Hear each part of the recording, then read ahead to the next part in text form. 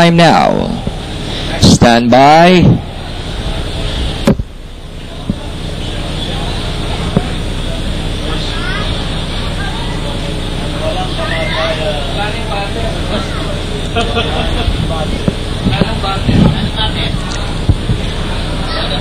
Jade of Joy still outside the gate, while all the other four runners are settled quietly inside their respective stalls. About to come up, Jade of Joy halfway through.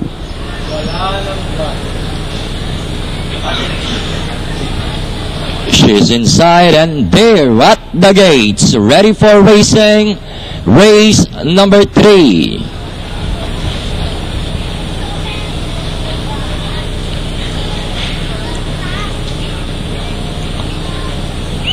And the rough.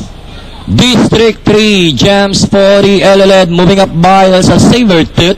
Also showing speed now is a Jade of Joy together with Vicky Ball, while City Lights is the early trailer. And as they round the 3/4 mile distance, Sabertooth the early leader by a length and a half.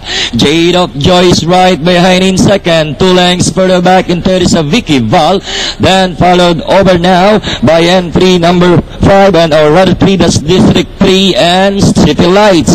As they will down the back, Sabertooth followed closely by Jade of Joy. Then running in third is a Vicky Val. District 3 still second last, and City Lights is still in behind them inside the last 600. The lead now belongs to Jade of Joy, while Sabertooth drops back in second. Vicky Val trying to get closer in third.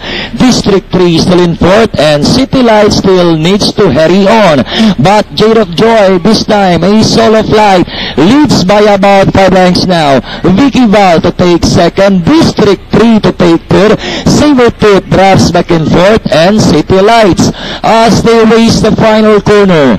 And it's still Jade of Joy maintaining a 6 lengths lead, and in second, District 3. In the middle, we have Vicky Val and City Lights.